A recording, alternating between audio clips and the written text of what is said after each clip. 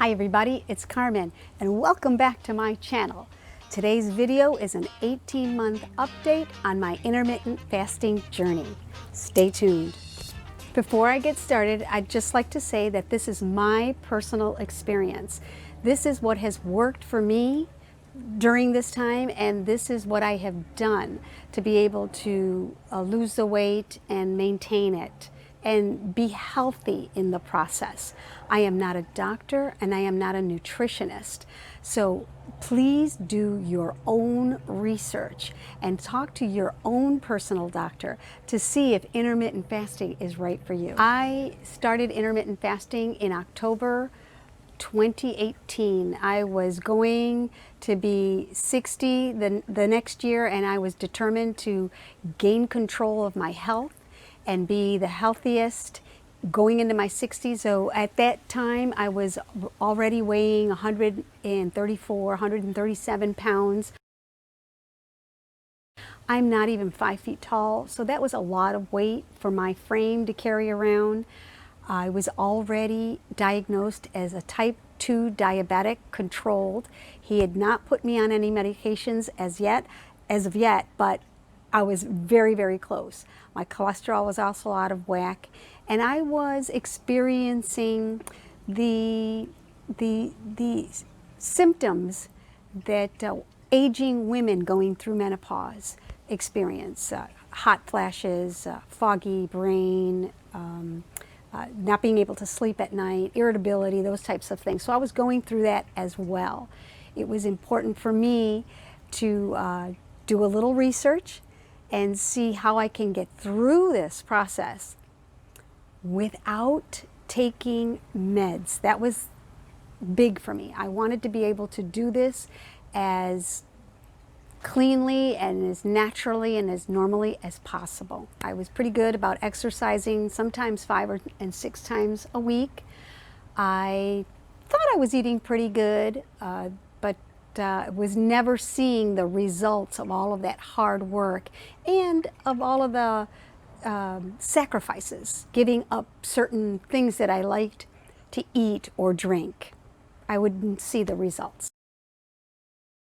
After doing some research right here on YouTube as well as on the internet, I came across Diane Parnham, Intermittent Fasting for the Aging Woman.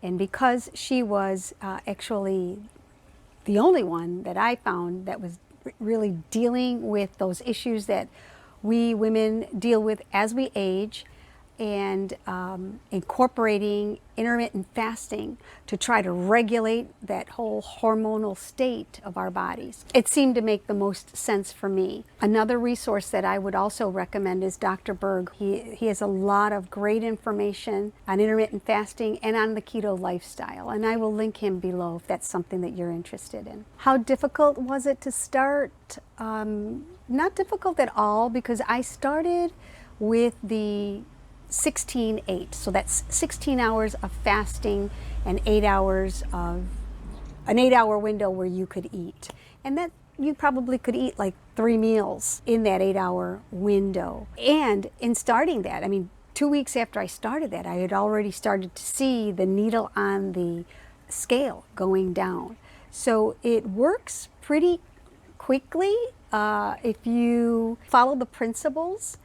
If you lower the amount of carbs that you are eating and eat more nutrient-dense foods and foods that are higher in healthy fats, and of course drink a lot of water, the transition seemed to go pretty easily for me. Seeing that little bit of weight loss, and I understand it, in the beginning it's probably, water. It was a great motivator for me, and every day I would try to go just a little longer in the fasting window. And before you knew it, I was already, reaching an 18-hour window with a 6-hour window of eating. And now I'm at a 20-hour window, which is pretty much what I do almost every day. I loosen up a little bit on the weekends depending on what we have going on, and I may open up my window a little earlier or keep it open a little longer at the end of the day. But that, again, is what is so great about this lifestyle. It's really flexible, and it fits what you may be going through, whether it's a holiday or a family event, and you are still able to enjoy some of those things that make you, you. You know, I always say this, I'm Puerto Rican and I love rice and beans, and I love my plátanos and those types of foods that I grew up on. So that was very hard for me to think that I would have to give those up. Now, I don't eat them every day, but I know that I can enjoy them. I'm living a lifestyle where I know that if we are at having a family event or there's a special occasion and I have prepared those dishes, that I can prepare those dishes and still enjoy them and not feel like I've totally wrecked a diet or fallen off a wagon and, oh, forget it, I can't go back, because there's always tomorrow. There's always tomorrow, and tomorrow you fast a little longer, you drink a little bit more water, and you move on from there. The hardest part of this, probably in the very beginning for me, was giving up coffee in the morning. Now, I chose to give up coffee. I was a straight up that nice strong Spanish coffee in the morning, and I loved it sweetened with that sweet creamer, the one that's filled with all the chemicals. It's not good for you. Yeah, that one. That was my yumminess in the morning. So in wanting to do this and follow the principles and really wake up in the morning and do as clean of a fast as I could, I couldn't drink that coffee black. It was really, really quite too strong. So I gave up drinking Spanish coffee, and I now drink English breakfast tea in the mornings, and that I can drink black and unsweetened.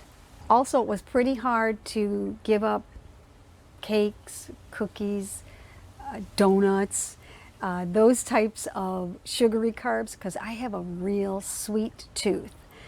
So to help me through that, I've become a little bit more of a baker, and I am not a Susie homemaker, believe me, in the kitchen when it comes to that. I like to cook very simple, and I like baking recipes that are very, very simple. So I've been able to find some really delicious recipes for loaf cakes, keto cupcakes, keto cookies, keto donuts, and with very minimal 4 to 5 ingredients. How were other members in my household affected? Well, in my house, it's only my husband and myself. So he was very helpful in that he's a breakfast guy. So in the beginning, he'd say, "Don't fix me breakfast. I will wait until you're ready to eat." So that would be a little later in the morning, and a little later in the morning, and a little later. And in essence, what he was doing was intermittent fasting. So he also, too, has benefited from this lifestyle, kind of doing it, but not really doing it. He's lost over 25 pounds. He's 70 years old. He feels, he looks better in his clothes. He feels better. He's got more energy. So the lifestyle really has benefited both of us. How I fight the hunger pangs is, first of all, the night before, I make sure that whatever I've had during my feasting window has nutrient-dense foods in it, as well as healthy fats, because that's what kind of will carry you through that fasting window. In the morning when I get up, I drink, while the tea is cooking, I drink a San Pellegrino bubbly water, a sparkling mineral water, and that really helps calm that hunger hormone pang that you feel in the morning when you first get up. That has really helped me quite a bit. I got a message from someone who said, "How do you do this? I need my breakfast." Well, I have breakfast too. It's just not at 7 o'clock in the morning. There's nothing wrong with having breakfast at noon and having breakfast at 1 p.m. Sometimes you go to these diners and they serve breakfast 24 hours a day. So breakfast is okay. Just, wait and have it a little bit later and, stop eating a little earlier than you normally would. The benefits that I have experienced through intermittent fasting have been an improvement in my A1C blood sugar levels. I've also seen an improvement in some of those symptoms that we women that are aging are going through. So the hot flashes are they're just about gone.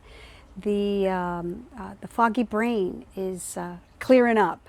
The sleeping has been better for me in the evening. Irritability calmed down as well. I look better in my clothes. I look better in the clothes that I am sewing for myself. I love that I have been able to sew smaller sized clothing. I've seen a great reduction in my measurement size, which is also a motivator. I have more energy during the day. I feel better. When you feel better, you look good. And when you look good, you are confident. And that is what intermittent fasting has done for me. How long did it take for me to start losing weight? I saw improvement, really, 2 weeks after I started. I started to see the needle already moving on the scale. And that never happened before, no matter how much I tried to work out and watch what I was eating. So that was a great motivator. And 6 weeks later, my first, it was just a regular doctor's visit where they had some blood work done. We already started to see the numbers dropping. My doctor actually said, whatever you're doing, keep doing it because it's working. That's it for me. Thank you for letting me share. I hope you found some of this helpful, and I'll talk to you soon.